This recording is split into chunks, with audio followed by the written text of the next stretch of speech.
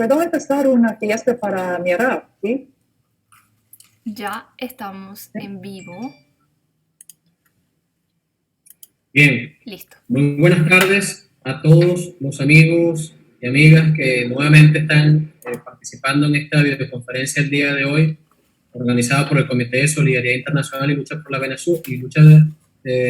la Paz de Venezuela. El día de hoy estamos tratando el tema sobre la situación del COVID-19 en Estados Unidos.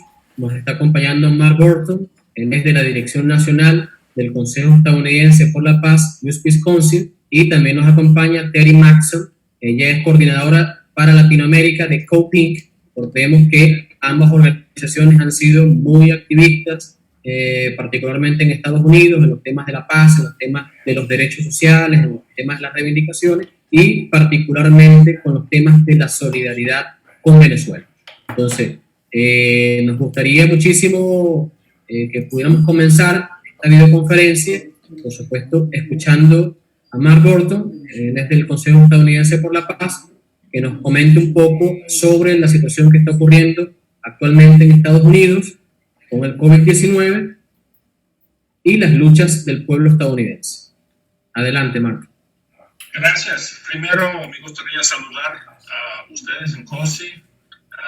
COSI es una organización hermana de nosotros, del Consejo de la Paz de los Estados Unidos, y también al pueblo venezolano en este tiempo difícil y con la agresión de nuestro gobierno contra ustedes. Estamos en solidaridad total con ustedes y gracias por esta invitación.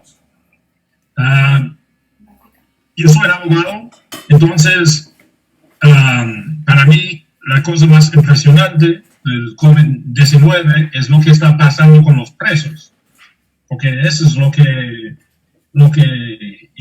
yo trabajo con presos, yo soy abogado de derechos humanos y también penal, y tenemos en Estados Unidos un número enormísimo de presos en las cárceles. Tenemos menos del 5% de la población mundial, pero tenemos como 25% de los presos en el mundo. Tenemos más de 2 millones de presos. Y ahora usted puede imaginar con este COVID-19 lo que está pasando con los presos en los Estados Unidos.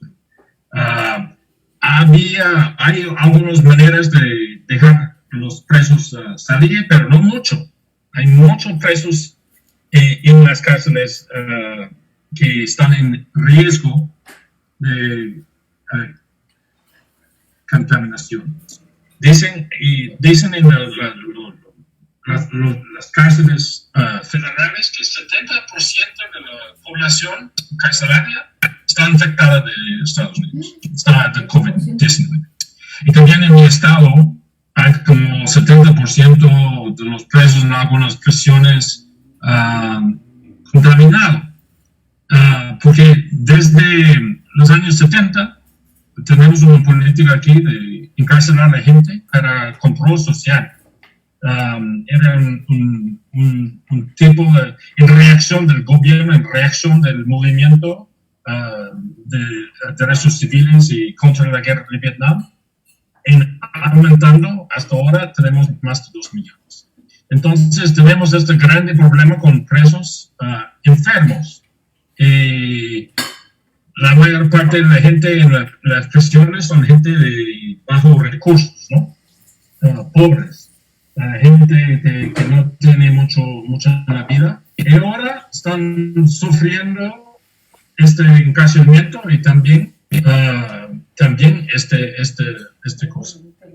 Y por ejemplo, esta es la cosa que me preocupa mucho. Por ejemplo, yo estuve en la corte el otro día por video, y hubo 11 presos en la corte.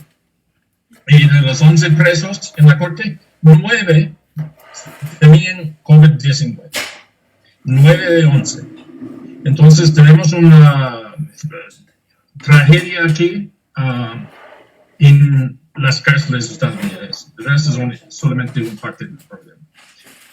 El problema aquí es que nuestro gobierno de Trump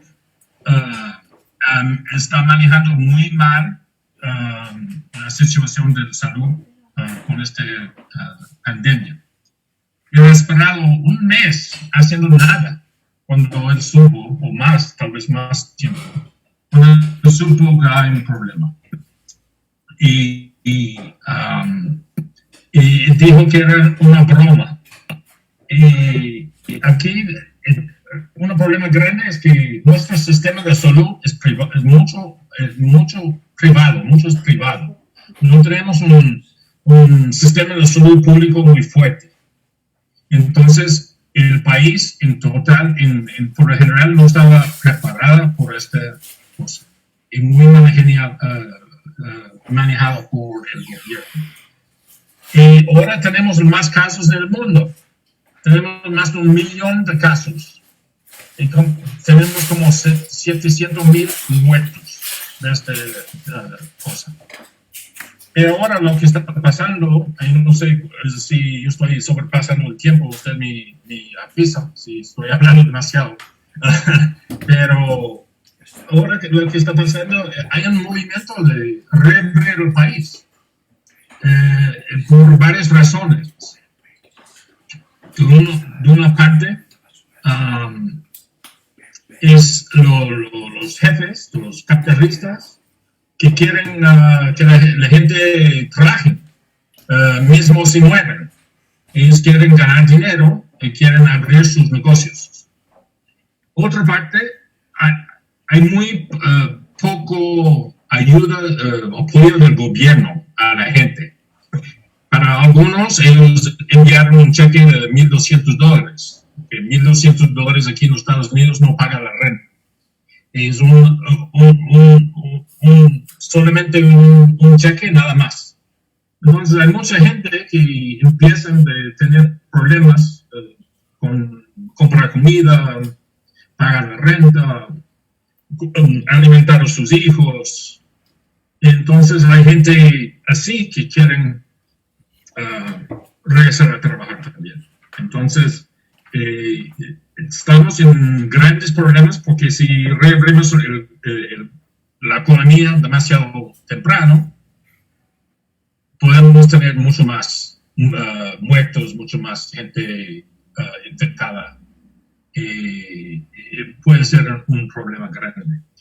Entonces, también, mismo tenemos esta pandemia, los mismos problemas siguen, ¿no? Por ejemplo, con esta pandemia tenemos tantos problemas aquí, necesitamos tanta inversión, pero todavía el gobierno, por ejemplo, está siguiendo con su agresión contra su país.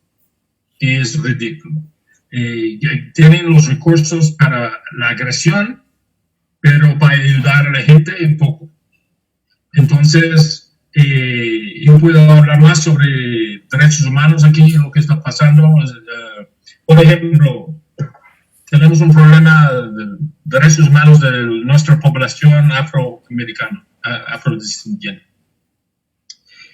Y ustedes tal vez han visto en los muchos capitales estatales gente saliendo, gente de origen europeo, saliendo en la calle con armas para pedir al gobierno de reabrir la economía. Pero no hace nada con ellos. Ellos van con rifles, con armas en la calle, hasta el gobierno. Nada pasa. El gobierno no hace nada, no controla a ellos. Pero, de otra parte, hemos visto un barrio afroamericano en New York, que la gente salió sin tapaboca porque salió en el sol, y la policía estaba ahí agrediendo a ellos. Entonces, muchos de nuestros problemas siguen, mismo que tenemos esta pandemia, y tenemos un gobierno que mal cuidando el problema, y sigue siendo haciendo cosas contra los derechos humanos de nosotros y también de ustedes con esta agresión.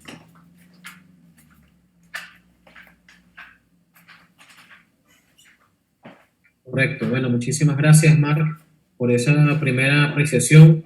Bueno, nos gustaría ahora que Terry también pudiera compartir nosotros cómo está viendo toda la situación en Estados Unidos desde COPINC, cuál ha sido el balance que ustedes tienen de toda esta situación. Bueno, adelante, Terry.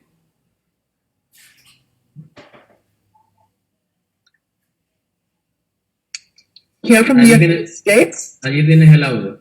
Adelante. Can you hear me now? Okay. Sí. Hi, everyone. It's wonderful to be speaking with you today from the United States. The last time I had the pleasure of talking to my friends in Venezuela was in January, so it's a real honor to be among all of you again, at least in the cyberspace. So I'm really honored to be asked to join this webinar today, and thank you so much, Mark. It's really fun to be working with you this afternoon. So I want to just talk, if I could just add a little bit to Mark's comments, because I think we share so much of the same experience here in the States, and I just want to reemphasize some of Mark's points and then share with you some of my own personal experiences. Bueno, es un placer para mí estar aquí con ustedes hoy, aunque no estoy aquí en persona, sino a través del espacio virtual. Y un honor para mí estar aquí en este espacio junto con Mark Burton. Trabajar juntos siempre es bonito. La última vez que estuve en Venezuela con ustedes, con mis amigos venezolanos, fue en enero y les extraño mucho. Quisiera retocar algunos puntos que sacó Mark y hacer algunos puntos nuevos también. Oh, thank you, Paul. So I'll keep my blocks of speech a little shorter for you. So if you could just explain to the audience that I really want the opportunity to speak in English today so that I'm really most clear on my thoughts. And I'm sorry that I'm not using my Spanish. Me disculpa que no hablo en castellano. Hoy quisiera hablar en inglés para tener mis pensamientos y mis ideas bien formulados. So a couple of things that I'd like to reemphasize that Mark pointed out was that here in the United States, we have a privatized healthcare system. And that has prevented so many of us economically from participating in any sort of treatment for this disease. Or this virus, excuse me. El primer punto que quisiera hacer que en los Estados Unidos tenemos un sistema de la salud altamente privatizado. Eso conlleva que muchos de nosotros económicamente no es posible recibir el tratamiento adecuado para este virus. This is not something unique to this current administration. Esto no es único a este gobierno actual. The defunding of public institutions and infrastructure has been coming since 1980. Desde los años 1980 hemos visto una reducción en la fuente de financiamiento para las instituciones y los centros de salud.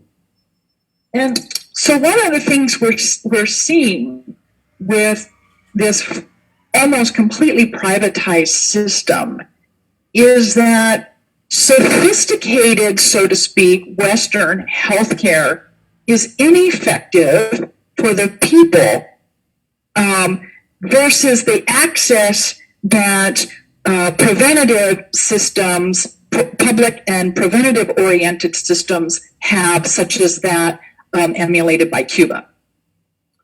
Una de las lecciones que podemos sacar de esta coyuntura es que, bueno, el sistema casi completamente privatizado en nuestro país no compara, no basta para las necesidades del pueblo y es bastante ineficiente cuando se compara con los sistemas de salud preventivas que vemos en otros países, por ejemplo, en Cuba.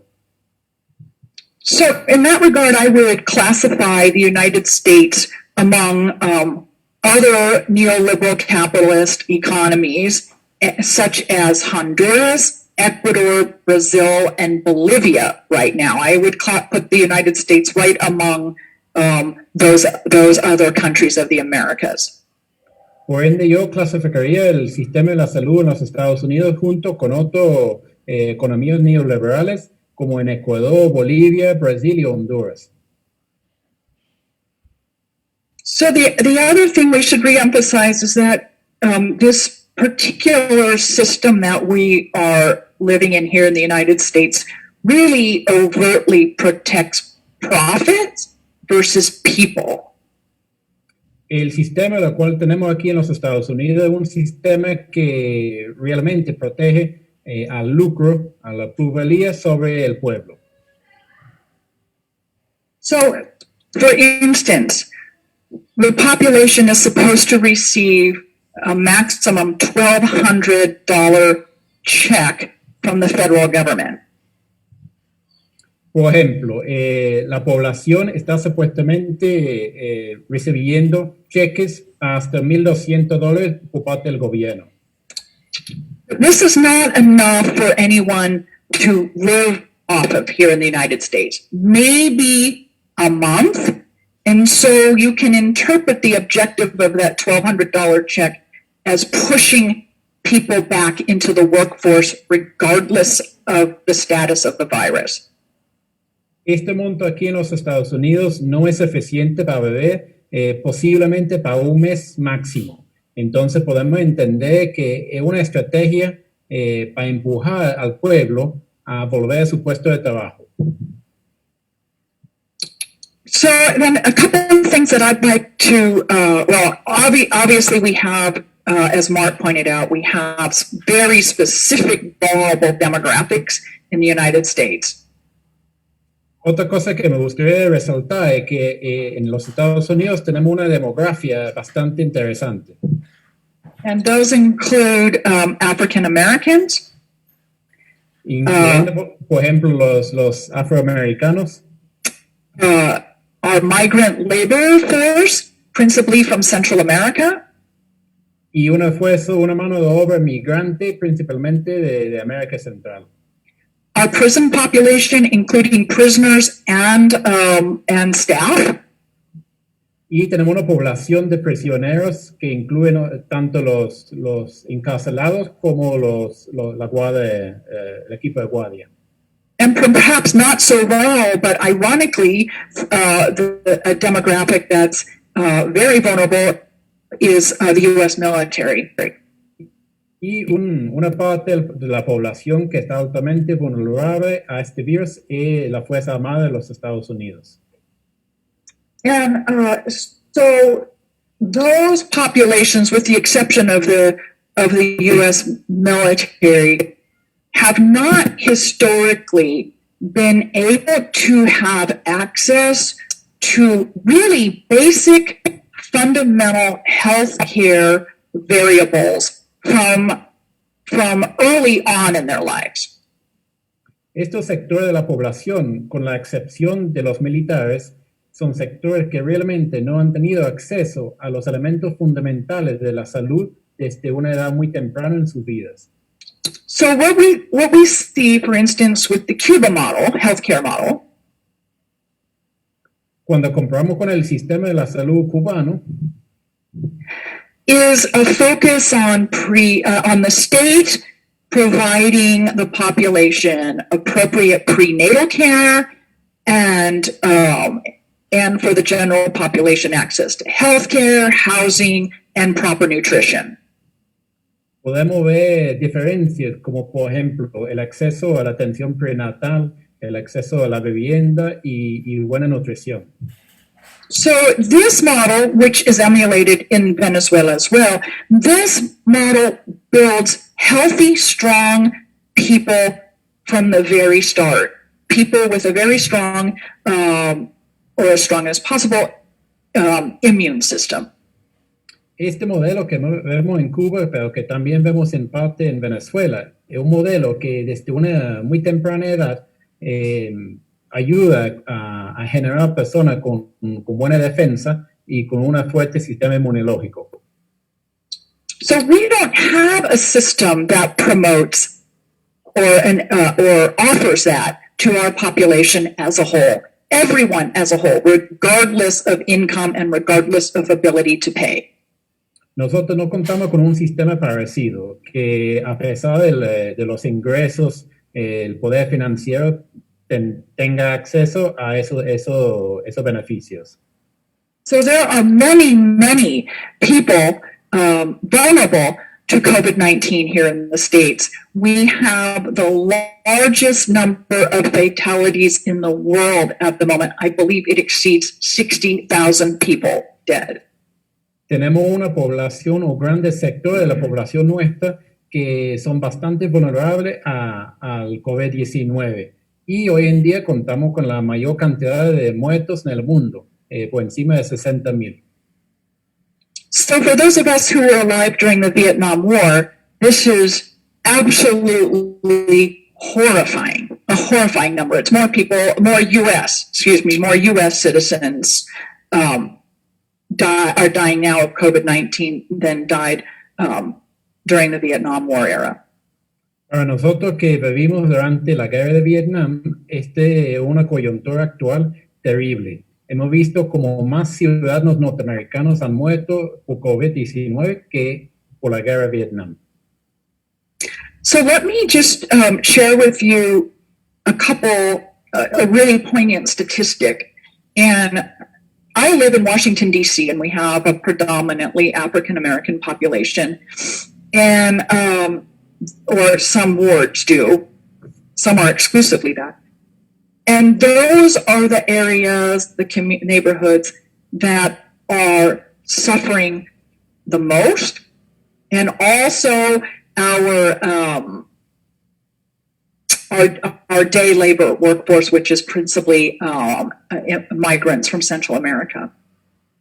Yo quisiera compartir una estadística bastante impactante con ustedes. Yo vivo en el estado de Washington, donde tenemos sectores con bastante concentración de afroamericanos y con trabajadores inmigrantes de América Central. Washington, D.C., not Washington State. Washington, D.C. D.C., sí. Yeah. So these are the populations that I principally work with, and it's devastating to see what is happening to people that we so desperately need as part of our community for many, many reasons, not just labor, but for their cultural influence and their humanity. And I so appreciate Mark framing this whole issue as a human rights issue. Y para mí es devastador ver que estos sectores de la población que tanto necesitamos, no solamente por su mano de obra, sino por su cultura, su humanidad, sufrir. Y es muy importante que vemos, como dijo Mark, que esa situación es un problema de los derechos humanos. So let's look at a community, a city such as Detroit, which is, and please correct me if I'm wrong with these statistics, but I think I'm close. 14% of the population is African American, and 40% of the COVID-19 cases are in the are of that 14%. Por ejemplo, podemos ver la comunidad de Detroit, donde 14% de la población son afroamericanos, pero 40% de los casos de COVID-19 han recaído sobre este 14% de la población. So that's a really strong example of how this lack of access to proper health care from the very start of a person's life makes someone vulnerable. Es un ejemplo excelente de lo que está diciendo, de cómo el pobre acceso al sistema de la salud desde una muy temprana edad en la vida hace que la gente sea más vulnerable hoy en día. So I want to just wrap up with two statements. Quisiera terminar con dos citaciones. One, I believe you have a really terrific current article on your website that is very, very passionate and very correct in laying out all of these variables, systemic as well as human variables affecting the U.S. population regarding COVID-19. Hay un artículo muy bueno en la página web donde se explica todos esos factores, esas variables, tanto sistemáticos como humanos, que tienen que ver con el COVID-19. And then finally, I would like to ask that as we so value our compañeros in Venezuela and stand in solidarity with you, we ask that all of you stand in solidarity with us here in the United States, particularly with our most vulnerable populations. También quisiera solicitar a ustedes, como nosotros en los Estados Unidos, tanto valoramos a ustedes y estamos todos los días en solidaridad con ustedes, y necesario también que ustedes en Venezuela están en solidaridad con nosotros en estos momentos, y en particular con los sectores de la población más afectados por el virus. Gracias. Muchas gracias, Paul. Gracias a ti, Terry, también.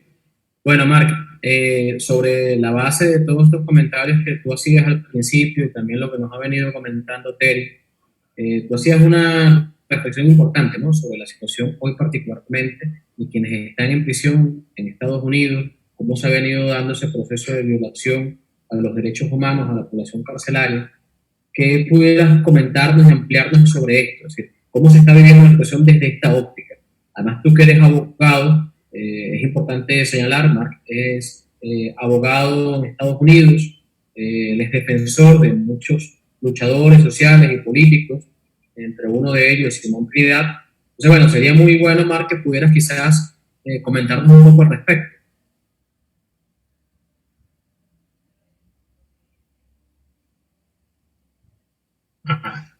Ok, muy bien. Bueno, yo puedo hablar personalmente de lo que está haciendo y después tal vez más general, ¿no?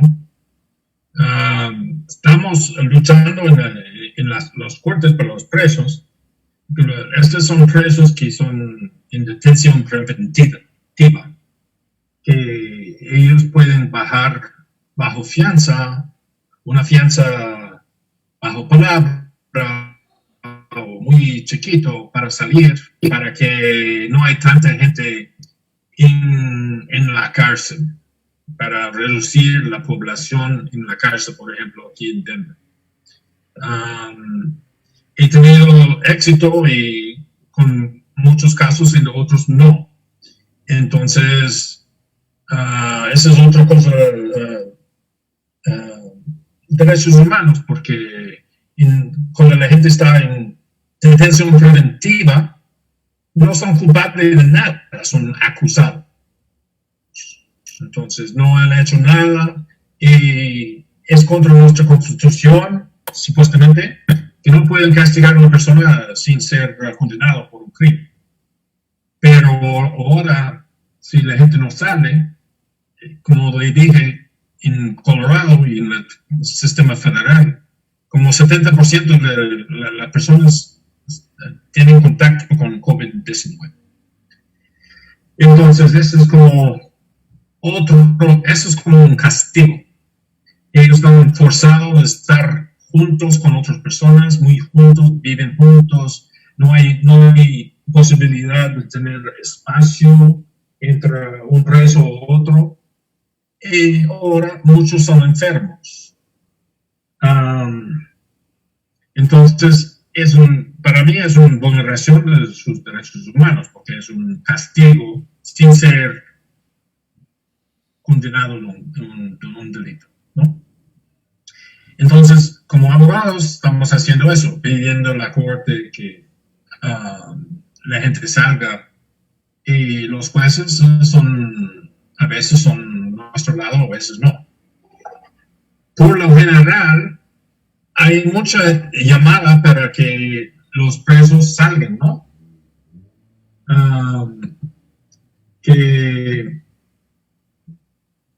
Particularmente, por ejemplo, la misma cosa porque tenemos muchos presos.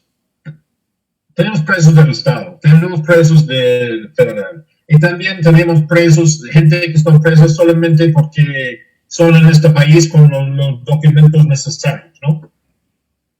Entonces, hay un caso de un iraní, él es un profesor, es una persona muy instruida, está en una cárcel de inmigración, y sus abogados y la gente han pedido al gobierno déjalo libre por este COVID-19 y no, el gobierno lo ha hecho y ahora tiene COVID-19 y está esperando su deportación, pero no hay deportaciones porque no hay aviones, ¿no? No hay aviones que van a otros países. Entonces tenemos este problema en las cárceles penales, las cárceles de inmigración, en todo el país. Y hay grupos como nosotros, como me imagino como Code Pink y otros defensores de derechos humanos que están pidiendo al gobierno que salgan la gente de las cárceles. Pero el gobierno está sordo y no están escuchando. En algunos lugares, como aquí en la cárcel aquí en Denver, donde vivo yo, ha habido un poco de disturbios entre los presos, porque están hartos de estar segregados y problemas con COVID-19, y hay disturbios en algunas prisiones. Pero es una cosa muy triste, porque, como le dije, tenemos esta población muy grande. Y el gobierno no ha hecho mucho para esta población, ¿no? Es más de 2 millones de personas. Entonces, eso es lo que está pasando con los presos. Es una cosa muy triste, muy, muy preocupante. Por ejemplo, yo tengo un cliente otro día que yo pedí que baje bajo fianza, después dijo que no. Y después, un día después, fuimos a la corte otra vez. Él tiene COVID-19. Y cuando hace una semana no lo tenía. Entonces, es como, no sé si va a ser un masacre, no sé si hay números de muertos en las prisiones, no lo sé. Pero va a ser como un masacre, ¿no? El masacre de no proteger a la gente. Y esto es una cosa muy preocupante. Bien, bueno, muchísimas gracias, Mar, también por esas reflexiones. Nos están enviando saludos desde Venezuela por Facebook, también desde Panamá. Terry, nos gustaría que nos comentaras un poco también desde Code Pink, una organización que trabaja el tema contra el militarismo, por los derechos humanos, contra la guerra, etcétera, también desde el ámbito de las mujeres.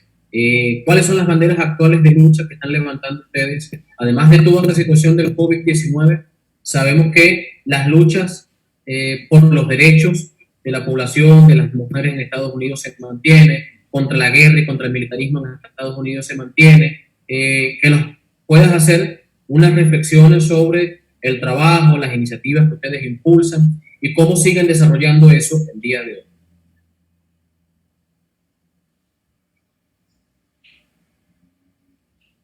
Let me unmute myself. Okay, thank you.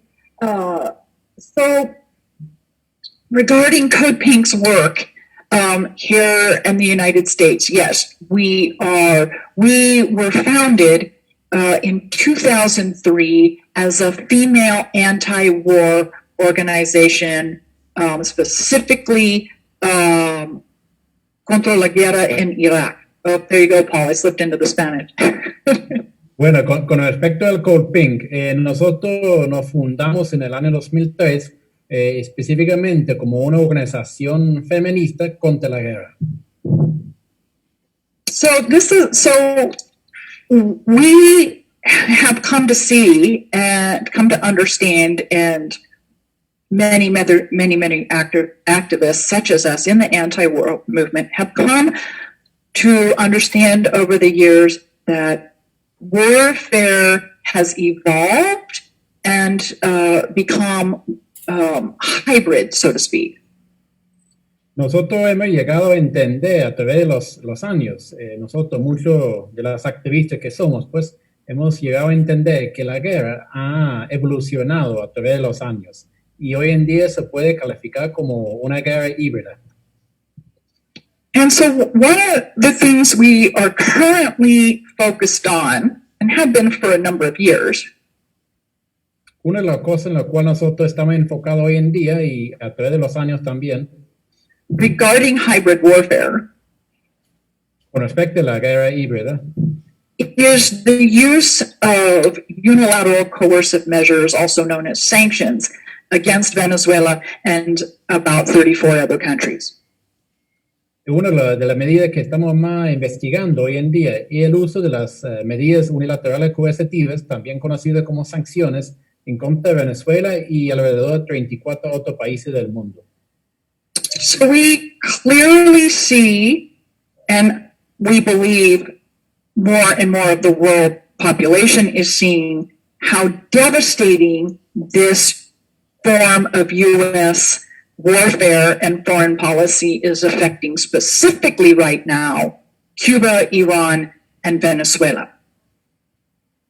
Cada día más sectores de la población mundial puede ver como esa política de los Estados Unidos está devastando a los países como Cuba, como Irán y como Venezuela.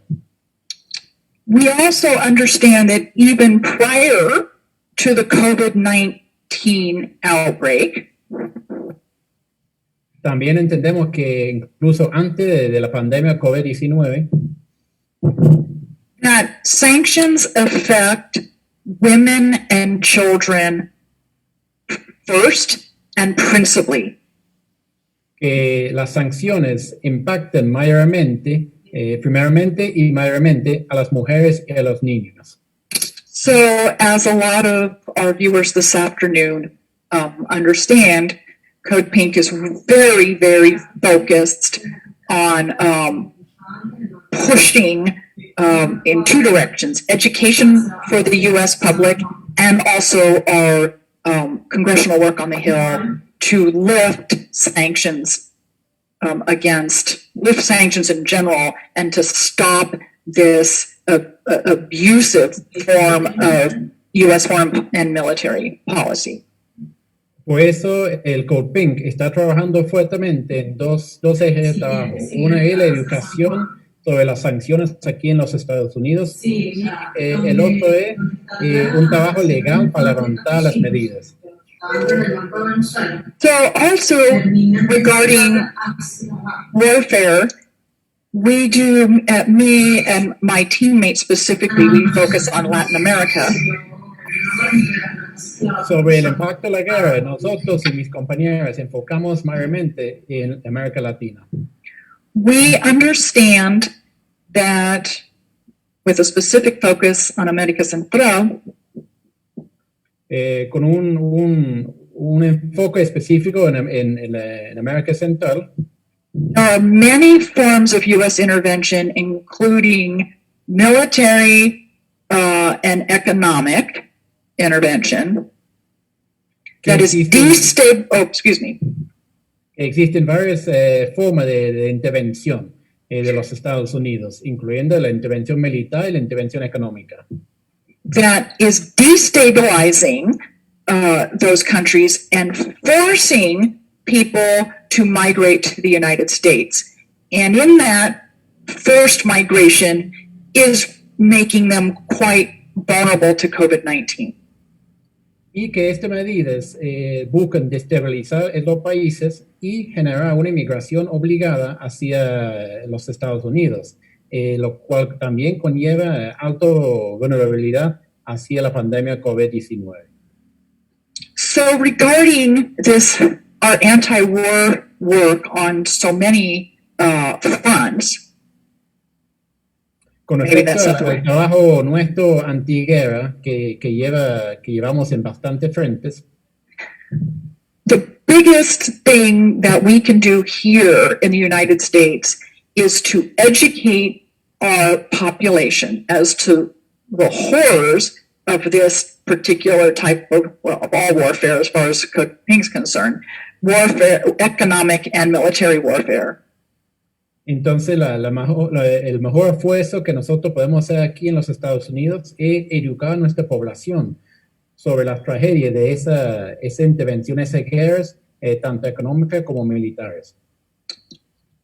So the COVID-19 virus has really opened a conversation here in the United States. We hope that it's an opportunity to allow ourselves as a people and a nation to evolve into a different system. But La pandemia COVID-19 en los Estados Unidos ha abierto un debate nacional sobre nuestro papel y esperamos en CodePink que eso nos permite evolucionar como un pueblo y como una nación a otro sistema. So let me just close quickly on a personal note. I have been working almost exclusively for the last 2 years on lifting sanctions, specifically against Venezuela. Para terminar con una anécdota personal, yo llevo más de 2 años trabajando para levantar las sanciones, en particular contra Venezuela. And COVID-19, unfortunately, but also fortunately, has really opened up the conversation of the horrible destruction to general populations in various countries, again, specifically Iran, specifically Cuba and Venezuela as well. So the virus has created this space for us to really, really talk to a much, much wider demographic in the United States and has really sensitized many, many people here on the Hill and throughout the United States as to what sanctions do to a population and how vulnerable, how additionally or unnecessarily more vulnerable populations are right now and their lack of ability to respond.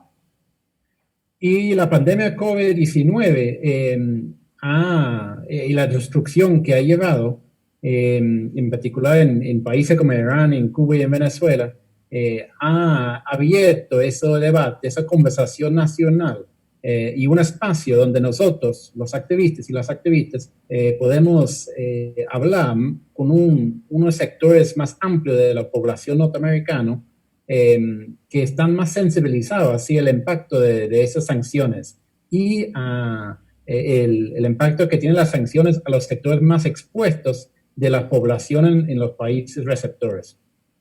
So we have 2 things. We have COVID-19 exposing to the entire U.S. population which populations of our society are most vulnerable, and this is giving us an opportunity to discuss why they are more vulnerable than others, and we have a specific responsibility to address that and evolve into something that can help all of us. I should also add to those vulnerable populations is our Native American population.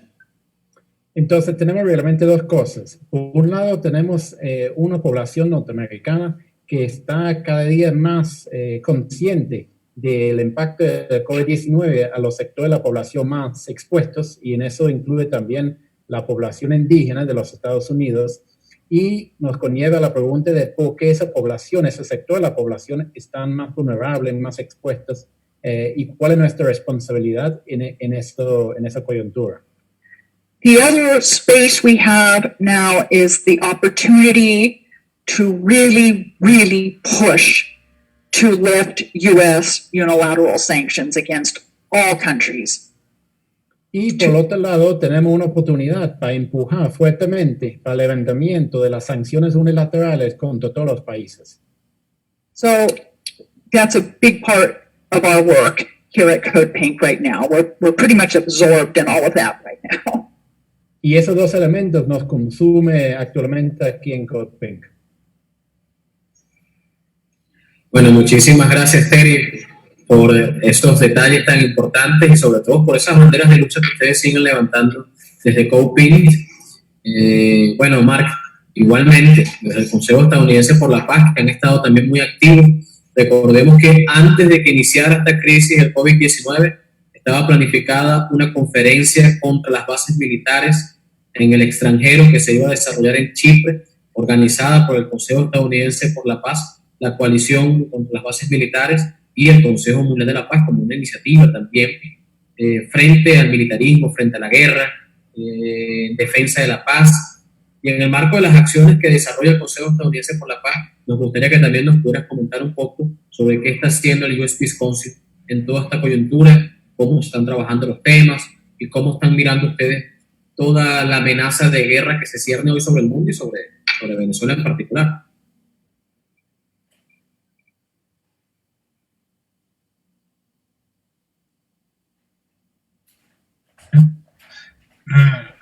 El Consejo de Paz de los Estados Unidos es una organización hermana de COSI, hace parte del Consejo Mundial de Paz, y estamos luchando como COPIC contra todo cosa guerrerista y las sanciones, y también para tratar de influenciar en lo que podamos en las elecciones que vienen.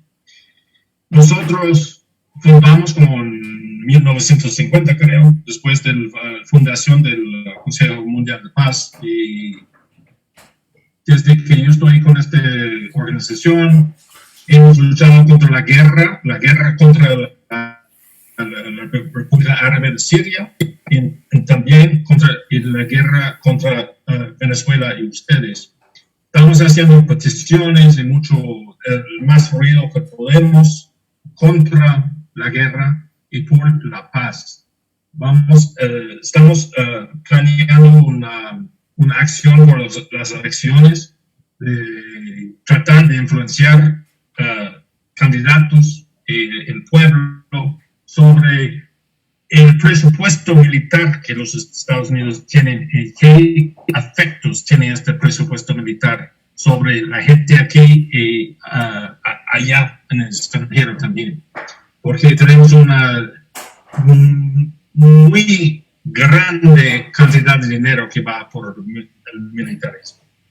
Y estamos haciendo una campaña de decir a las ciudades, a los consejos, a los congresistas, que esto tiene que cambiar. Porque como hemos dicho yo y Terry, que no tenemos un sistema de salud público. Y por eso estamos en problemas ahora, porque mucho de nuestro presupuesto va para la guerra y no para la inversión en las ciudades.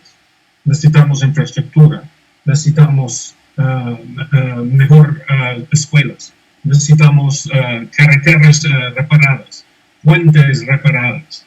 Y todo el dinero, presupuesto, siempre hay dinero para la guerra y casi nunca hay dinero para el pueblo. Entonces, es nuestra estrategia de intentar influenciar esto. Vamos a hacer campañas en muchos consejos en todo el país de los Estados Unidos, diciendo que el consejo tiene que pedir al gobierno que rebajen el presupuesto militar para que inviertan en nuestras ciudades, en nuestra gente aquí. Y vamos a hacer esto por los electores y también por los congresistas. Estamos luchando con esto. También contra las sanciones, porque las sanciones son ilegales, son sanciones unilaterales, que es contra la Carta Magna de Naciones Unidas y también contra la Declaración Universal de los Derechos Humanos de las Naciones Unidas. Esto es totalmente ilegal. Hemos hecho cartas en campaña contra estas sanciones y vamos a seguir siendo. Estamos muy en solidaridad con Venezuela y con ustedes en América Latina y vamos a seguir haciendo nuestra tarea para abogar por la paz y contra la guerra. De acuerdo, Mark. Bueno, Terry, nos gustaría una reflexión final, quizás con la despedida y con una reflexión final para ir cerrando ya esta videoconferencia.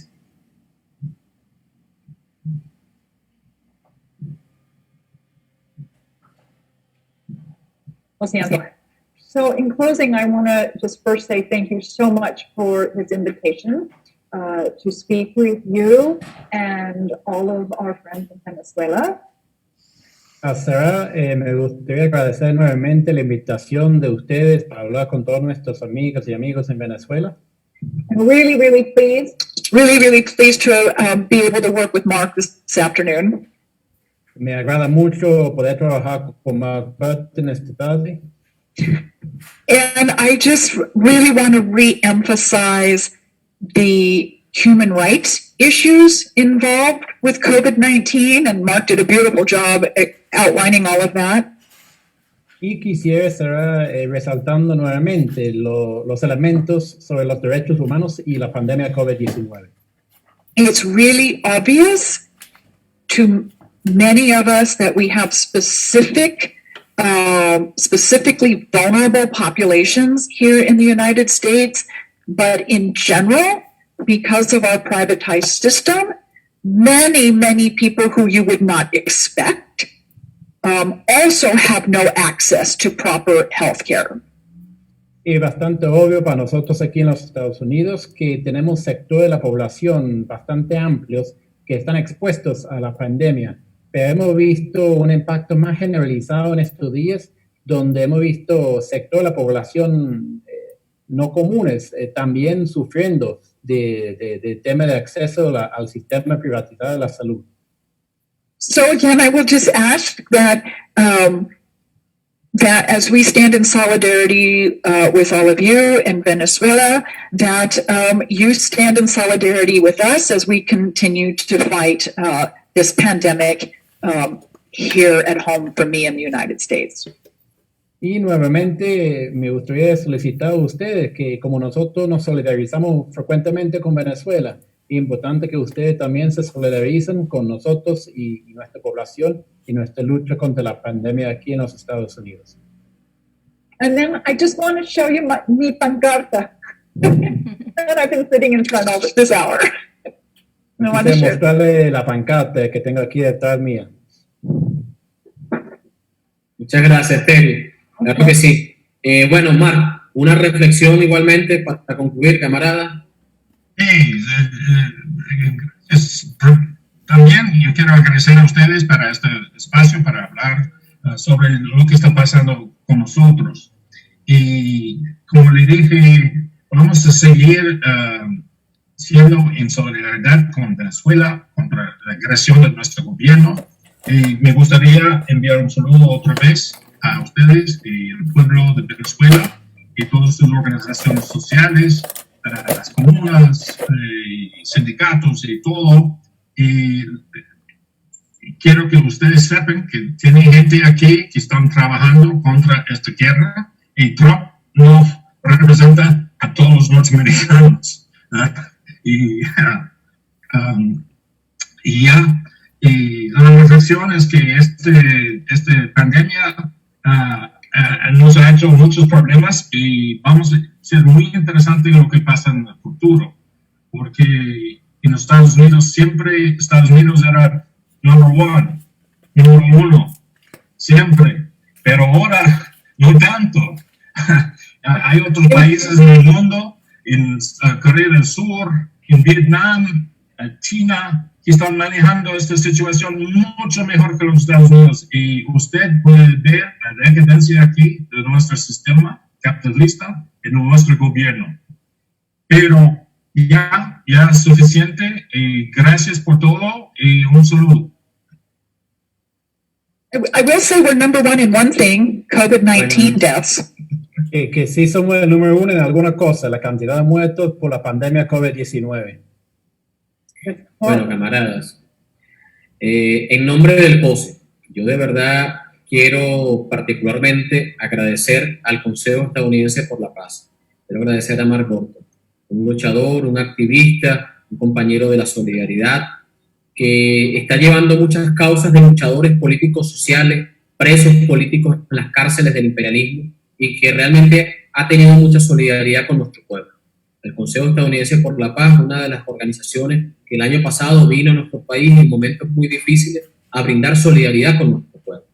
Quiero también agradecer a Terry Maxson, igualmente una gran activista del movimiento político, social, antiimperialista, antimilitarista por la paz en Estados Unidos, que también ha sido una gran defensora de las causas justas de los pueblos del mundo, pero también de la causa justa del pueblo venezolano. Recordemos que COPIN también ha sido muy activo en las jornadas de defensa de nuestra embajada en Estados Unidos, una jornada de lucha que nuestro pueblo recuerda y reconoce con mucha firmeza, con mucha valentía, porque ustedes están luchando en condiciones más complejas que las del pueblo venezolano. Ustedes están luchando en las entrañas del monstruo, pero aún así son capaces de mantenerse firmes, aún así son capaces de no dejarse doblegar por el imperialismo, aún así no tienen miedo en levantar la voz, en mantener las banderas en alto, y eso es algo que desde el pueblo venezolano y en nombre del pueblo y de nuestras organizaciones, de nuestras mujeres, de nuestros niños, de nuestros ancianos, de nuestros hombres, queremos agradecerles profundamente a ustedes la solidaridad y pueden tener ustedes la garantía que desde Venezuela también estaremos firmes en la solidaridad con ustedes, también estamos haciendo parte de este esfuerzo, parte de esta videoconferencia y de estas iniciativas que nuestro pueblo pueda conocer lo que está sucediendo en Estados Unidos, las luchas que se están llevando dentro de Estados Unidos, los reclamos que está exigiendo el pueblo de Estados Unidos en la defensa de sus derechos. Entonces, Terry, Mark, inmensamente agradecido, vaya ustedes nuestro abrazo, nuestra solidaridad y nuestro mensaje de fortaleza, y estamos unidos en la lucha contra un mismo enemigo, pero con un mismo destino: la liberación de nuestros pueblos y la construcción de una mejor sociedad.